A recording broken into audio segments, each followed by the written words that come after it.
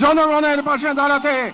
আজকের এই সমাবেশ কেবল প্রতিবাদ নয়, এটি ইতিহাসের সামনে দেওয়া আমাদের জবাব, একটি অঙ্গীকার, একটি শপথ। এই পদযাত্রা ও গণজামায়াত থেকে আজ আমরা 4টি স্তরে আমাদের দাবি সহ উপস্থাপন করব। আমাদের প্রথম দাবিগুলো জাতিসংঘ আন্তর্জাতিক সম্প্রদায়ের প্রতি, যেহেতু জাতিসংঘ আন্তর্জাতিক সম্প্রদায় সকল জাতির অধিকার রক্ষার, দখলদারিত্ব, গণহত্যা রোধের সংকল্প প্রকাশ করে, এবং আমরা দেখেছি গাজায় প্রতিদিন যে রক্তপাত, যে ধ্বংস চলছে, তা কোনো একক সরকারের ব্যর্থতা নয়, বরং এটি একটি আন্তর্জাতিক ব্যর্থতার ফল। এবং এই ব্যর্থতা শুধু নীরবতার মধ্যেই সীমাবদ্ধ নয়, বরং পশ্চিমা শক্তি বলয়ের অনেক রাষ্ট্র সরাসরি দখলদার ইসরায়েলকে অস্ত্র, অর্থ ও কূটনৈতিক সহায়তা দিয়ে এই গণহত্যাকে দীর্ঘস্থায়ী করেছে। এবং এই বিশ্ব ব্যবস্থা দখলদার ইসরায়েলকে প্রশ্নবিদ্ধ না করে বরং রক্ষা করার প্রতিযোগিতায় নেমেছে। সেহেতু আমরা জাতিসংঘ ও আন্তর্জাতিক সম্প্রদায়ের প্রতি জোরালো দাবি জানাচ্ছি। 1. জায়নবাদী ইসরায়েলের গণহত্যার বিচার আন্তর্জাতিক আদালতে নিশ্চিত করতে হবে। 2. যুদ্ধবিরতি নয়, গণহত্যা বন্ধে কার্যকর ও সম্মিলিত পদক্ষেপ গ্রহণ করতে হবে। 3. 1967 সালের পূর্ববর্তী ভূমি ফিরিয়ে দেওয়ার জন্য বাধ্যবাধকতা তৈরি করতে হবে। 4. পূর্ব জেরুজালেমকে ফিলিস্তিন রাষ্ট্রের রাজধানী হিসেবে আন্তর্জাতিকভাবে স্বীকৃতি দিতে হবে। এবং 5. ফিলিস্তিনিদের আত্মনিয়ন্ত্রণ, নিরাপত্তা এবং রাষ্ট্রীয় সার্বভৌমত্ব প্রতিষ্ঠার পথ উন্মুক্ত করতে হবে। কারণ এই মুহূর্তে বিশ্ব ব্যবস্থা যে ন্যায়ের মুখোশ পড়ে আছে, গাজার ধ্বংসস্তূপে সেই মুখোশ খসে পড়েছে। আমাদের দ্বিতীয় দাবিগুলো মুসলিম উম্মার নেতৃবৃন্দের প্রতি। যেহেতু আমরা বিশ্বাস করি ফিলিস্তিন কেবল একটি ভূখণ্ড নয়, এটি মুসলিম উম্মার আত্মপরিচয়ের অংশ, এবং গাজা এখন কেবল একটি যুদ্ধবিধ্বস্ত শহর নয়, এটি আমাদের সম্মিলিত ব্যর্থতার বেদনাদায়ক প্রতিচ্ছবি। এবং উম্মার প্রতিটি সদস্য, প্রতিটি রাষ্ট্র এবং প্রতিটি নেতৃত্বের উপর অর্পিত সেই আমানত যে আল্লাহ প্রদত্ত ভ্রাতৃত্ব ও দায়িত্বের সূত্রে আবদ্ধ। এবং ইসরায়েল একটি অবৈধ, দখলদার, গণহত্যাকারী রাষ্ট্র, যা মুসলিমদের প্রথম কিবলা ও একটা পুরো জনগোষ্ঠীর অস্তিত্ব নিশ্চিহ্ন করতে সর্বশক্তি নিয়োগ করেছে। এবং ভারতের হিন্দুত্ববাদ আজ এই অঞ্চলে জায়নবাদী প্রকল্পের প্রতিনিধিতে পরিণত হয়েছে, মুসলমানদের বিরুদ্ধে সুপরিকল্পিত দমন নির্যাতন চালিয়ে যাচ্ছে। এবং ভারতের সম্প্রতি ওয়াকফ সম্পত্তি আইনে হস্তক্ষেপের মাধ্যমে মুসলিমদের ধর্মীয় ঐতিহাসিক অধিকার ধারণ করা হয়েছে, যা উম্মার জন্য একটি স্পষ্ট সতর্কবার্তা। সেহেতু আমরা মুসলিম বিশ্বের সরকার ও ওআইসির মতো মুসলিম উম্মার প্রতিনিধিত্বকারী সংগঠনগুলোর নিকট দৃঢ়ভাবে আহ্বান জানাই। 1. ইসরায়েলের সাথে অর্থনৈতিক, সামরিক ও কূটনৈতিক সকল সম্পর্ক অবিলম্বে ছিন্ন করতে হবে। 2. জায়নবাদী রাষ্ট্রের বিরুদ্ধে বাণিজ্যিক অবরোধ ও নিষেধাজ্ঞা আরোপ করতে হবে। 3. গাজার মুসলিম জনগণের পাশে চিকিৎসা, খাদ্য, আবাসন ও প্রতিরক্ষা সহযোগিতা সহ সর্বাত্মক সহযোগিতা নিয়ে দাঁড়াতে হবে। 4. আন্তর্জাতিক পর্যায়ে ইসরায়েলকে একঘরে করতে সক্রিয় কূটনৈতিক অভিযান শুরু করতে হবে। এবং 5. জায়নবাদের দোসর ভারতের হিন্দুত্ববাদী শাসনের অধীনে মুসলিমদের অধিকার হরণ, বিশেষ করে ওয়াকফ আইনে হস্তক্ষেপের মতো রাষ্ট্রীয় আগ্রাসনের বিরুদ্ধে ওআইসি ও মুসলিম রাষ্ট্রগুলোকে দৃঢ় প্রতিবাদ ও কার্যকর কূটনৈতিক অবস্থান নিতে হবে। কারণ গাজার রক্ত প্রবাহে আমরা লজ্জিত হওয়ার আগেই গাজার পাশে দাঁড়ানোই উম্মার জন্য সম্মানের একমাত্র পথ। এবং যে নেতৃত্ব আজ নীরব, কাল ইতিহাসের কাঠগড়ায় দাঁড়াতে বাধ্য হবে। আমাদের তৃতীয় দাবিগুলি বাংলাদেশ সরকারের প্রতি। যেহেতু বাংলাদেশ একটি মুসলিম সংখ্যাগরিষ্ঠ রাষ্ট্র, যার স্বাধীনতা সংগ্রামের ভিত্তিতেই নিহিত রয়েছে অন্যায় অবিচারের বিরুদ্ধে প্রতিরোধের চেতনা, এবং আমরা বিশ্বাস করি ফিলিস্তিনের প্রশ্নে বাংলাদেশ কেবল মানবতার নয়, ইমানের পক্ষেও এক ঐতিহাসিক অবস্থানে রয়েছে। এবং একটি গণতান্ত্রিক রাষ্ট্র হিসেবে সরকারের দায়িত্ব জনগণের ইমানি ও নৈতিক আকাঙ্ক্ষার প্রতি শ্রদ্ধা রাখা এবং বাংলাদেশের জনগণ গাজার পাশে থাকার অঙ্গীকার করেছে, তাই রাষ্ট্রীয় পর্যায়ে নীরবতা এই জন আকাঙ্ক্ষার প্রতি অবজ্ঞার সামিল।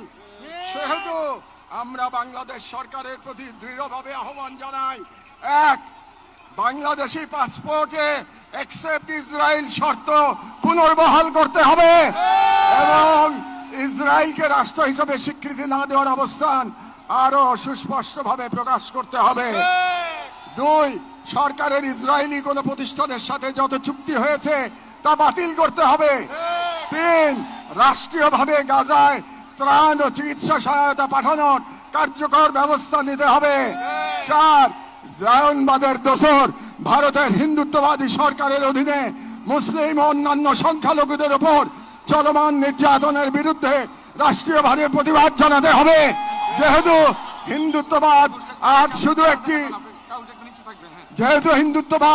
আজ শুধু একটি স্থানীয় মতবাদ নয়, বরং আন্তর্জাতিক জায়নিস্ট ব্লকের অন্যতম দোসর।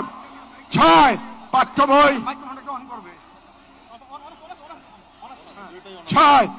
বই ও শিক্ষানীতিতে আল আকসা, ফিলিস্তিন এবং মুসলিমদের সংগ্রামী ইতিহাসকে অন্তর্ভুক্ত করতে হবে, যাতে ভবিষ্যৎ মুসলিম প্রজন্ম নিজেদের ইতিহাস, ঐতিহ্য ও আত্মপরিচয় নিয়ে গড়ে ওঠে।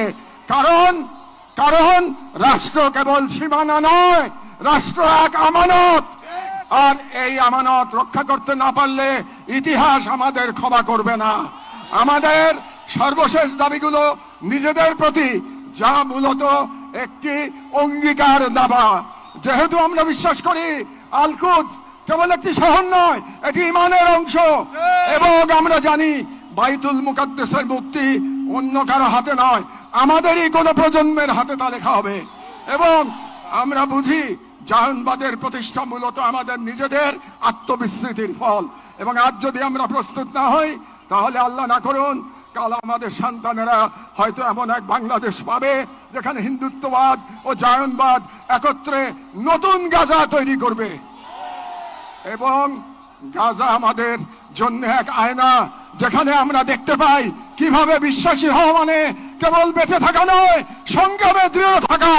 সেহেতু আমরা এই মাটির মানুষ, এই মুসলিম ভূখণ্ডের নাগরিক, এই কওমের সন্তান এবং সর্বোপরি মুসলিম উম্মার সদস্য একটি অঙ্গীকার করছি।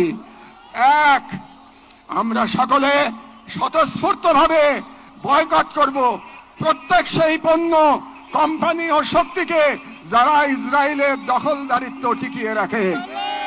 দুই, আমরা আমাদের সমাজ এবং ভবিষ্যৎ প্রজন্মকে প্রস্তুত করব যারা ইসলাম ও মুসলিম উম্মার সকল প্রতীক ও নিদর্শনকে সংরক্ষণ ও পুনরুদ্ধার করবে ইনশাআল্লাহ। তিন, আমরা আমাদের সন্তানদের এমন ভাবে গড়ে তুলব যারা নিজেদের আদর্শ ভূখণ্ড রক্ষায় জান ও মালের সর্বোচ্চ ত্যাগে প্রস্তুত থাকবে। চার, আমরা বিভাজিত হব না, কারণ আমরা জানি বিভক্ত জনগণকে দখল করতে দেরি হয় না। আমরা ঐক্যবদ্ধ থাকব যাতে এই বাংলাদেশ কখনো কোনো হিন্দুত্ববাদী প্রকল্পের পরবর্তী গাজায় পরিণত না হয়। আমরা শুরু করব নিজেদের ঘর থেকে, ভাষা, ইতিহাস, শিক্ষা, সংস্কৃতি, অর্থনীতি, সমাজ সবখানে এই অঙ্গীকারের ছাপ রেখে। আমরা মনে রাখব গাজার শহীদরা কেবল আমাদের দোয়া চান না, তারা আমাদের প্রস্তুতি চান। শেষ কথা, শান্তি বর্ষিত হোক গাজার সম্মানিত অধিবাসীদের উপর, তাদের উপর যারা নজিরবিহীন সবর করেছেন, যারা অবিচল ঈমানের পথ প্রমাণ দিয়েছেন, যারা ধ্বংসস্তূপের মাঝেও প্রতিরোধের আগুন জ্বেলেছেন, বিশ্বের নীরবতা উদাসীনতার যন্ত্রণা হাসি মুখে বুকের মাঝে ধারণ করেছেন। শান্তি বর্ষিত হোক তাদের প্রতি যারা নাম রেখে গেছেন ইজ্জতের খতিয়ানে। শান্তি বর্ষিত হোক হিন্দ রজব, রিম এবং ফাদি আবু সালেহ সহ সকল শহীদদের উপর, যাদের রক্ত দ্বারা গাজার পবিত্র ভূমি আরো পবিত্র হয়েছে, যাদের চোখে ছিল প্রতিরোধের অগ্নিশিখা। শান্তি বর্ষিত হোক বাইতুল মুকাদ্দাসের গর্বিত অধিবাসীদের উপর, যাদের হৃদয়ে এখনো ধ্বনিত হয় আল কুদস লানা, আল কুদস আমাদের। গাজার জনগণকে অভিনন্দন। আপনারা ঈমান, সবর আর কুরবানির মহাকাব্য রচনা করেছেন, দুনিয়াকে দেখেছেন ঈমান আর তাওয়াক্কুলের শক্তি। আমরা বাংলাদেশের মানুষ শাহজালাল আর শরীয়তুল্লাহর ভূমি থেকে দাঁড়িয়ে আপনাদের সালাম জানাই, আপনাদের শহীদদের প্রতি ভালোবাসা ও শুভেচ্ছা জানাই। আর আমাদের কণ্ঠে উচ্চারিত হয় এই দোয়া, হে আল্লাহ, গাজার এই সাহসী জনপদকে তুমি সেই পাথর বানিয়ে দাও যার উপর গিয়ে ভেঙে পড়বে চাইনিজদের সব ষড়যন্ত্র। বাংলাদেশের সর্বস্তরের জনগণের পক্ষে প্যালেস্টাইন সলিডারিটি মুভমেন্ট বাংলাদেশ জিন্দাবাদ।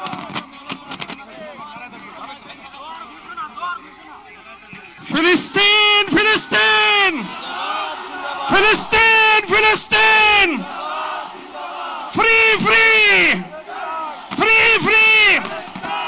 এখন আজকের এই মহা জনসমুদ্রের মার্চ ফর গাজা